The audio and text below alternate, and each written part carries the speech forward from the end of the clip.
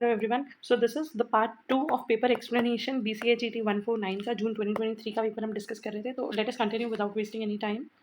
So in the last video we done till the fractionation of subcellular organelles, ये हमने discuss कर लिया था. In this part we'll discuss explain the role of Golgi bodies in protein processing with the help of a diagram. तो basically Golgi bodies जो हैं वो उनका मेन फंक्शन क्या है और वो जो प्रोटीन को प्रोसेस कर रही है वो कैसे कर रही है. सो बेसिकली Golgi क्या है? Golgi बेटा स्टैक ऑफ फ्लैटेंड वेसिकल्स है. अगर आपको Golgi का स्ट्रक्चर बताओ तो सम टाइप लाइक दिस है. ठीक है.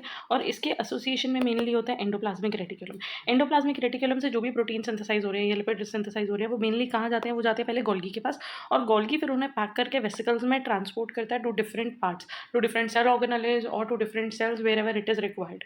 या कभी कभी वो जो है वो लाइसोसोम्स बन जाते हैं, वो लाइसोसोम्स के एंजाइम्स बन जाते हैं. So this is how this works. तो अब देखते हैं. Many of the protein synthesise by cells have to be secreted out as in case of hormone. अब काफ़ी सारे जो प्रोटीन सेल के अंदर बने हैं वो सेल से बाहर जाने की जरूरत है, क्योंकि उनमें से कुछ प्रोटीन और लिपिड जो है वो काम करने लग जाएंगे एज हार्मोन्स और as enzymes. This is achieve by remarkable fashion of the Golgi bodies. They receive the newly synthesise proteins from the RER and put identifying marks on them just as the pin code numbers. देखो बेटा, अगर हम कभी कोई letter post कर रहे हैं, अब तो हालांकि लेटर्स नहीं बट हाँ ईमेल भेजते हैं, व्हाट्सएप भेजते हैं, तो उस जिस नंबर पे हमें व्हाट्सएप भेजना है, जिसको हमें व्हाट्सएप भेजना है उसका कोई नंबर होगा, जिसको हमें ईमेल भेजना है उसका कोई email ID. That means there has to be some address जिसको हम टैग करके वो चीज़ भेज पाएंगे. या जब हम लेटर्स देते हैं तो लेटर के ऊपर एक एड्रेस लिखना जरूरी होता है. उसी तरह अगर मान लो गोल्गी के अंदर गोल्गी ने एक वेसिकल फॉर्म करा और इस वेसिकल के अंदर सर्टेन एबीसी कोई भी प्रोटीन्स प्रेजेंट है.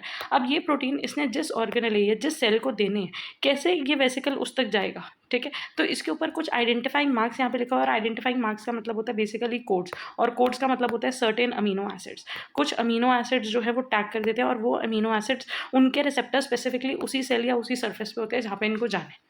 ठीक है. तो इस तरीके से गोल्गी जो है उन वेसिकल्स को मार्क करता है सो दैट वो अपने डिजायर टारगेट तक जाए. The Golgi carry out this process by introducing certain specific and different chemical signals in the form of carbohydrate residues on the protein in the process called glycosylation. अब इसमें उन्होंने बताया हुआ है कि गोल्गी क्या करता है. गोल्गी उन वेसिकल्स के ऊपर, उन प्रोटीन्स के ऊपर कुछ केमिकल सिग्नल्स लगा देता है in the form of carbohydrate. और क्योंकि यहाँ पे कार्बोहाइड्रेट ऐड हो रही है तो इस प्रोसेस को क्या बोलेंगे? Glycosylation of proteins. Such glycosylated proteins are recognised at different sites within the cell.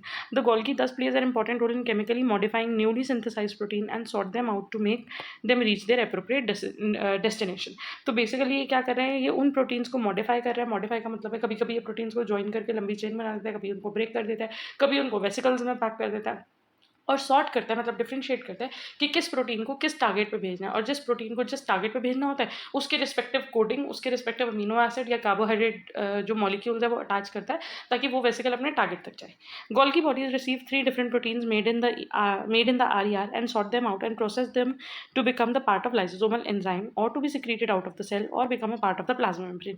अब बेसिकली उन्होंने कहा आरईआर से जो प्रोटीन आ रहे हैं वो 3 तरीके के प्रोटीन है. उन प्रोटीन्स के 3 डिफरेंट काम हो सकते हैं. या तो वो सेल के बाहर जाने की जरूरत है. ठीक है. सेल के बाहर जाएगा और बन जाएगा कोई हार्मोन या एंजाइम, या फिर वो लाइसोसोम का एंजाइम बनेगा तो that means Golgi will form lysosome, या फिर वो प्रोटीन जो है वो हेल्प करेगा मेम्ब्रेन बायोजेनेसिस में, दैट मीन्स प्लाज्मा मेम्ब्रेन की फॉर्मेशन में. So thus protein secreted from Golgi are directed to lysosome और टू सेल मेम्ब्रेन, और कुछ जो है वो सेल के बाहर भेज देता है depending upon the need, depending upon the requirement.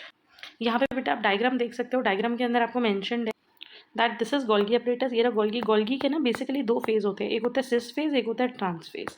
एक को हम बोलते हैं फॉर्मिंग फेज और एक को हम बोलते हैं रिलीजिंग फेज. तो जो भी ईआर से गोल्गी के पास एंजाइम्स या एंजाइम जो भी प्रोटीन्स जा रहे हैं वो कहाँ से जा रहे हैं? सिस फॉर्म से.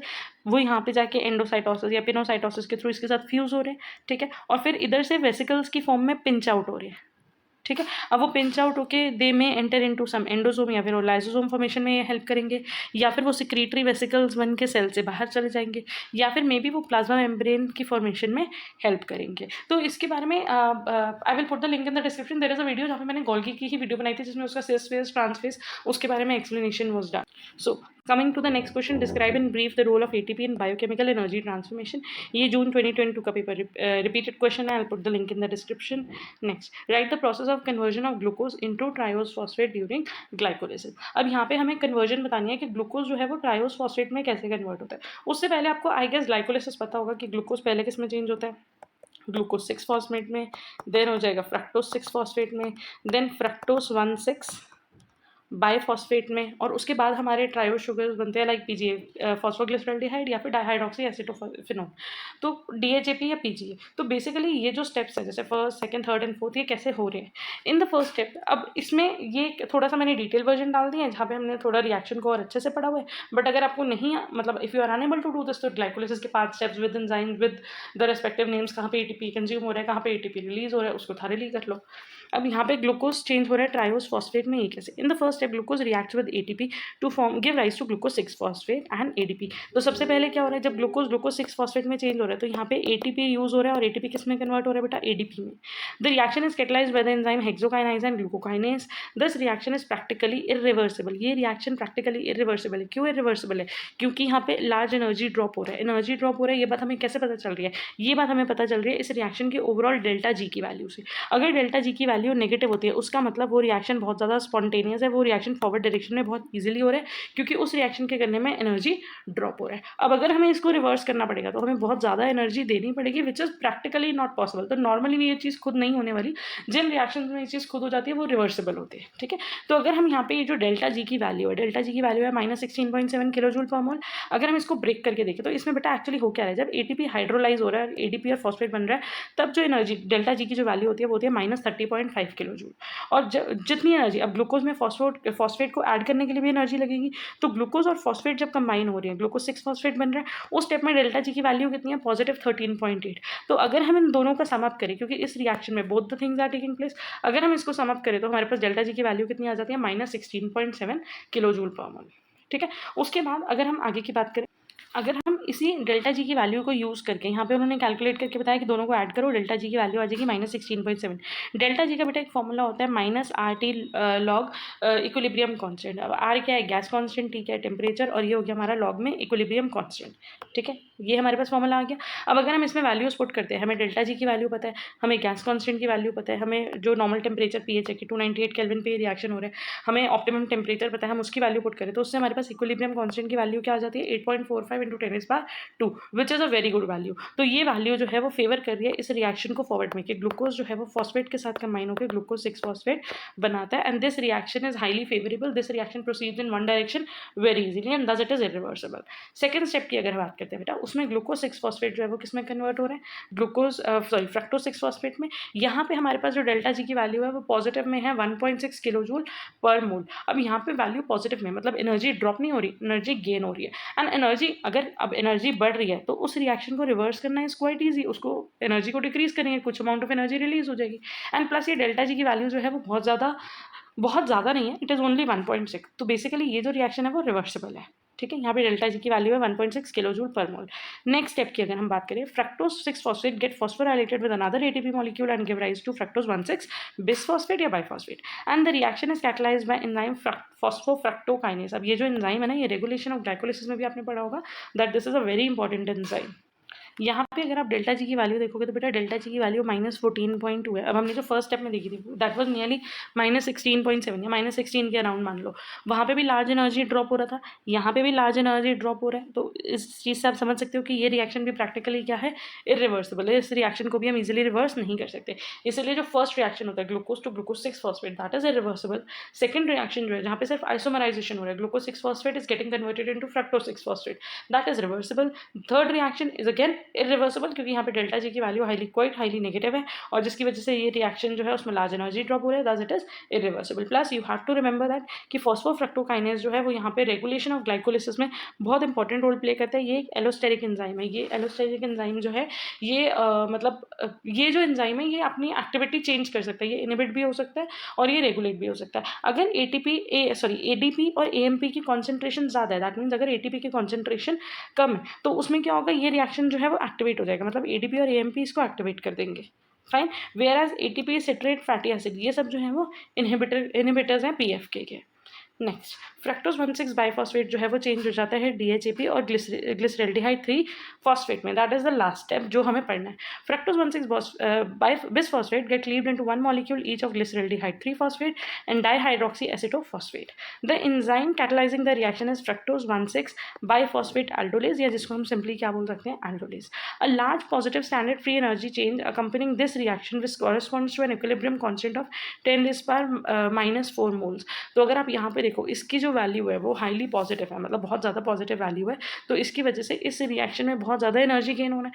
अगर एनर्जी गेन हो रहा है तो इसको रिवर्स करना इज क्वाइट ईजी, क्योंकि एनर्जी ड्रॉप करने में तो कोई प्रॉब्लम नहीं है. ठीक है, अगर किसी रिएक्शन को करने में एनर्जी देनी पड़ रही है तो उसको रिवर्स करना बेटा उतना ईजी हो जाएगा, क्योंकि वहाँ पे एनर्जी ड्रॉप हो रहा है. अब अगर हम इसी रिएक्शन की बात करें, अभी हमने डेल्टा जी का फॉर्मूला देखा था. डेल्टा जी का फॉर्मूला क्या था, -RT log में इक्विलिब्रियम कांस्टेंट. ठीक है, अगर हम इसके अंदर डेल्टा जी RT की वैल्यू पुट करें तो हमारे पास जो इक्विलिब्रियम कांस्टेंट की वैल्यू आती है वो कितनी आती है, nearly 10⁻⁻⁴ mole. Since these are formed in equimolar concentration from fructose 1,6 bisphosphate, their concentration should be approximately 10⁻⁻⁴ mole each. That means ये जो 10⁻⁻⁴ वैल्यू है वही DHAP की है और वही वैल्यू ग्लिसरल्डिहाइड 3 फॉस्फेट की भी है, दोनों की है. तो ओवरऑल अगर हम देखें तो इसमें हमारे पास जो रिएक्शन है वो काफ़ी ज़्यादा स्लो हो जाता है. This corresponds to the conversion of 50% of fructose 1,6 biphosphate into glyceraldehyde 3 phosphate and 50% जो है वो चेंज हो रहा है डाइहाइड्रोक्सी एसीटोन फॉस्फेट में. ठीक है, since the latter are continuously drawn away for further reaction of glycolysis, their concentrations are depleted. Therefore, अब क्योंकि ये जो दोनों चीज़ें हैं वो ग्लाइकोलिसिस में या एनी अदर रिएक्शन ये कंटिन्यूसली यूज़ होती रहती है, इनकी कॉन्सेंट्रेशन कम होती रहती है, इसीलिए ये रिएक्शन फॉरवर्ड डायरेक्शन में चलता रहता है. और आपको ये चीज़ पता होगी अगर आपने ग्लाइकोलिसिस पढ़ा है कि ग्लाइकोलिसिस के अंदर ग्लिसरल्डिहाइड 3 फॉस्फेट पार्टिसिपेट करता है. तो ये जो दोनों जो है वो एक दूसरे में इंटरकन्वर्टेबल है. So glyceraldehyde and dihydroxy acetone phosphate are referred to as 3 carbon sugar. इनको हम क्या बोलते हैं, 3 कार्बन शुगर या triose. Their phosphorylated derivative G3P and DHAP are interconvertible just like aldose ketose interconversion. And this reaction is catalyzed by triose phosphate isomerase. So this was about all जो हमारा question था, that is the process of conversion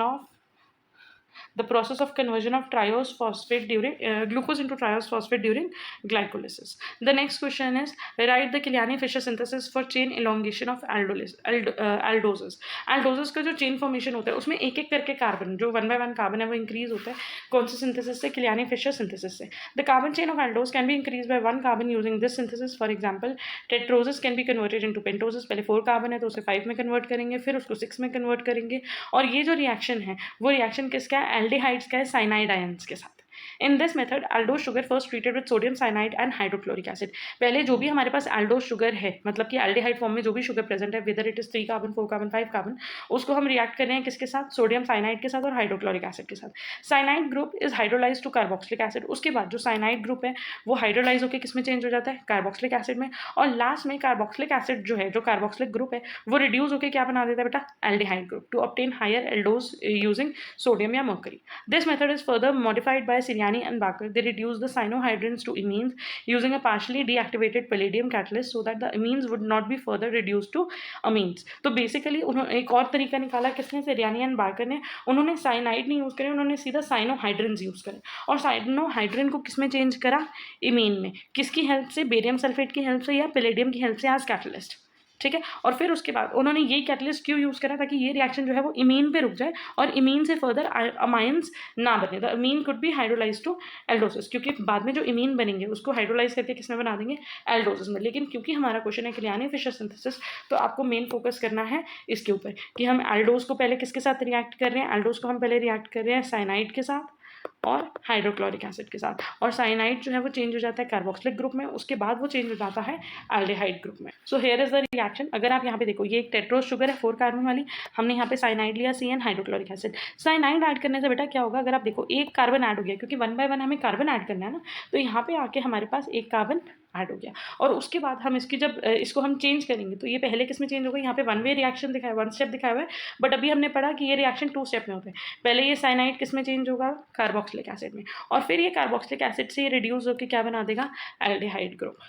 ठीक है, सो this is how हमारे पास जो sugar है वो हमें मिल जाती है, मतलब उसका एक कार्बन जो है वो इंक्रीज हो जाता है. ठीक है जी. Next question, give suitable example and describe storage polysaccharides. हमें स्टोरेज पॉलीसेकेराइड्स को डिस्क्राइब करना है विद एग्जाम्पल। अगर हम स्टोरेज पॉलीसेकेराइड की बात करें ना तो बेटा there are mainly two storage polysaccharide. एक है स्टार्च जो कि प्लांट्स में है, और glycogen which is present at storage polysaccharide या storage form of carbohydrate in animals. Starch is the principal storage polysaccharide in plants. It not only serves as a reserve food but also as major source of carbohydrate for human beings. It is a glucose polymer. When excess glucose enters a plant cell, it is linked by an enzyme to the end of starch molecule. In case of shortfall of glucose, starch is hydrolyzed within the cell to release glucose. तो मतलब कि जब glucose access में बनती जा रही है तो वो किस में कन्वर्ट हो रही है, स्टार्च में। और जब सेल को एनर्जी की ज़रूरत होगी, जब ग्लूकोज कम बनेगा, फोटोसिंथेसिस कम होगा, तो ये स्टार्च इवेंचुअली ब्रेक डाउन होगा और क्या बना देगा, glucose. Dietary starches are present in potato, rice, wheat, corn and many other plant sources.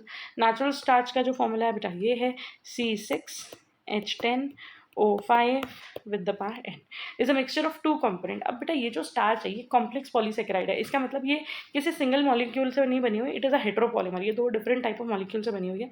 तो ये है अमाइलोज और अमाइलोपेक्टिन से। The proportion of amylose and amylopectin varies in starches from different sources but usually consist of 25% amylose and 75% amylopectin. अब अगर हम amylose की बात करें तो अमाइलोज क्या है, अमाइलोज के अंदर होता है D glucose units in a linear manner, और उनकी लिंकेज कैसे होती है, 1,4 ग्लाइकोसिडिक बॉन्ड। ये मैंने पहले भी जब कार्बोहाइड्रेट्स की वीडियोस बनाई थी स्टार्टिंग में, तब वहाँ पे भी मैंने बॉन्ड फॉर्मेशन समझाई थी कि जब लीनियर मॉलिक्यूल होता है तो उसमें किस तरीके से 1,4 बॉन्डिंग होती है, और अगर ब्रांचिंग होती है तो ब्रांचिंग पे 1,6 बॉन्डिंग होती है। वहाँ पे भी हमने अमाइलोज और अमाइलोपेक्टिन के स्ट्रक्चर्स देखे थे। The average chain length is 300 to 350 glucose units. We will observe that due to 1,4 linkage, amylose is a non-reducing as well as non-reducing end. तो इसके non-reducing end होता है, मतलब ये non-reducing sugar है। In solution, amylose assumes a helical structure. लेकिन जब हम इसको solution में mix करते हैं, अब ये reduce नहीं हो रहा, तो ये अपना कौन सा structure बना लेता है, helical. It is soluble in hot water due to the formation of colloidal suspension. अब अगर हम बात करते हैं अमाइलोपेक्टिन की, अमाइलोपेक्टिन ब्रांच पॉलीमर है। एक चीज़ याद रखना बेटा, अमाइलोज जो है वो लीनियर पॉलीमर है, ठीक है, और उसका मॉलिक्यूलर वेट है नियरली 50,000 to 60,000, और उसमें नियरली 300 to 500 ग्लूकोज यूनिट्स होते हैं एक चेन में। अमाइलोपेक्टिन की बात करें तो उसका जो मॉलिक्यूलर वेट है वो 5 लाख से ज़्यादा होता है, 5 लाख डाल्टन से ज़्यादा है। ये ब्रांच ग्लूकोज से बना हुआ है, मतलब इसमें ग्लूकोज की ब्रांचिंग हुई हुई है। The linear chains have glucose molecules bonding alpha 1,4 glycosidic linkage. Unlike amylose, amylopectin also contain 1,6 linkage. जहाँ पे बेटा लीनियर बॉन्डिंग हो रही है, ठीक है, वहाँ पे हमारे पास लिंकेज आएगी 1,4 लिंकेज। लेकिन जहाँ पे हमारे पास हमें ब्रांचिंग भी देखने को मिलेगी, ठीक है, अगर इधर ब्रांचिंग हो रही है, यहाँ पे ब्रांच चेन्स बन रही है, वहाँ लिंकेज होगी 1,6 ग्लाइकोसिडिक लिंकेज या बॉन्डिंग, ठीक है जी। तो अब अमाइलोपेक्टिन में 1,4 लिंकेज भी है क्योंकि लीनियर चेन है, और उसके ऊपर ही ब्रांच बन रही है तो 1,6 लिंकेज भी है। Amylopectin molecules are significantly larger than amylose and are insoluble in hot water. Amylose is hydrolyzed by an enzyme amylase which is present in saliva and pancreatic juice to a mixture of maltose and glucose. Beta amylase hydrolyzes from the non-reducing end to yield successive unit of maltose only. तो amylose जो है वो break down हो जाता है कौन से enzyme की हेल्प से, amylase की। हमारे माउथ में भी सलाइवरी amylase होता है और पैनक्रियाटिक जूस में भी टाइलिन या amylase प्रेजेंट होता है, जो कि फाइनली इसको ब्रेक डाउन करता है अमाइलोज को, और इसको किस में कन्वर्ट करता है, maltose और ग्लूकोज में, ठीक है। Amylopectin resist hydrolysis with alpha and beta amylase enzyme at branch point and also beta 1,6 linkages resulting in highly branched core of amylopectin called the limit dextrin. अब इसके जो ब्रांच पॉइंट होते हैं वो इजीली हाइड्रोलाइज नहीं होते, इसीलिए हम इसको क्या बोलते हैं, limit dextrin as one of the products of digestion, क्योंकि इसमें ये प्रॉपरली पूरे तरीके से डाइजेस्ट नहीं हो रहा। अगर आप यहाँ पे देखो, अभी हमने पढ़ा था कि अमाइलोज के अंदर बेटा क्या होगा, जब हम इसे सोल्यूशन के अंदर मिक्स करेंगे तो सोल्यूशन के अंदर इसका हेलिकल फॉर्म होना शुरू हो जाएगा, ठीक है। तो यहाँ पे आपको 3 सब यूनिट्स दिखाए हुए हैं अमाइलोज के कि वो कैसे 1,4 लिंकेज उनमें हुई हुई है, ये फर्स्ट कार्बन और ये 4th कार्बन में लिंकेज, ठीक है। ग्लाइकोजन ईच सर्कल, अब यहाँ पे ये आपको एक स्ट्रक्चर दिखाया हुआ है किसका, ग्लाइकोजन का। ग्लाइकोजन के अंदर कौन से यूनिट्स होते हैं, डी ग्लूकोज यूनिट्स होते हैं, जिनमें जो लीनियर चेन है, जैसे यहाँ पे अगर ये स्ट्रेट चेन बन रही है, ठीक है, तो इस स्ट्रेट चेन के अंदर हो गए 1,4 लिंकेज। लेकिन जहाँ पे ब्रांचिंग हुई, ये अगर स्ट्रेट चेन थी और इसमें से ब्रांच जा रही है, तो ब्रांचिंग के अंदर कौन से बॉन्ड्स हो जाएंगे, 1,6 बॉन्ड, ठीक है। और ये स्ट्रक्चर दिखाया हुआ है आपको अमाइलोपेक्टिन का कि ये एक लीनियर चेन है, ये लीनियर चेन है। अब इसके सेकंड मॉलिक्यूल पे, सेकंड ग्लूकोज पे ये ब्रांच हो रही है, तो यहाँ पे हमें लिंकेज कौन सी मिली, 1,6 ग्लाइकोसिडिक बॉन्ड। अब अगर हम बात करते हैं बेटा ग्लाइकोजन की, क्योंकि स्टार्च जो है वो प्लांट का स्टोर्ड फॉर्म है, ग्लाइकोजन जो है वो एनिमल का। Glycogen is the storage form of glucose in animals and is the equivalent of plant starches. It is mainly concentrated in the liver and muscles. क्योंकि लिवर के अंदर ही enzyme होता है जो ग्लूकोज को किस में कन्वर्ट कर देता है, ग्लाइकोजन में, ठीक है. A well nourished body has enough glucose in the form of glycogen to supply it with energy about 18 hours. Glycogen is similar in structure to amylopectin, मतलब यहाँ पे branching है, except the branching occurs with much more frequency after every 8 to 10 glucose units. यहाँ पे जो branching है वो बहुत ज़्यादा जल्दी जल्दी होती है. Most glycogen molecules have molecular weight higher than 1 million. When required for metabolism in the body, glucose units are removed one by one from the glycogen by the process of phosphorylation. और जब हमारी body में glucose कम हो जाएगा, maybe we are starving और maybe under any condition, तो ये ग्लाइकोजन से वापस ग्लूकोज रिलीज होनी शुरू हो जाएगी one by one in the presence of an enzyme glycogen phosphorylase to yield glucose 1,6-phosphate. Or glucose 1,6-phosphate can be used for ATP synthesis in muscles or converted to free glucose in the liver. This is then utilized for metabolic needs in the body. तो अगर हम यहाँ पे देखें, एक second, ये जो हमारे पास ग्लाइकोजन है उसके अंदर एन ग्लूकोज यूनिट्स है. जब ये फॉस्फोराइलेट हो रहे हैं तो एक यहाँ पे देखो जी एन था, मतलब ग्लाइकोजन के एन यूनिट थे, उसमें एन ग्लूकोज अटैच थे. ठीक है, अब इसमें से एक ग्लूकोज कम हो गया क्योंकि एक टाइम पे एक ग्लूकोज निकलेगा. Okay ji. Next question. Describe the Hershey and Chase experiment. I will put the link in the description. This is already done in separate video. Next question, same structure and function of tRNA भी बेटा different video में. I'll put the link in the description. Classification of amino acids on the basis of R group या on the basis of हम कह सकते हैं side chain के basis पे हमने amino acids की classification पहले करी हुई है proteins में. So I will put the link in the description. And again same question repeat हो रहा है तो need not to repeat it in this video. Video unnecessarily long होगा. आप obviously आप सारे papers पढ़ रहे हो तो I will put the link of this paper in the description. Thank you for watching. Keep subscribing, liking, sharing the videos, and most importantly, all the best for your exam. Study well. If you still have any doubts, queries, so feel free to put your doubts in the comment section. All the best and thank you.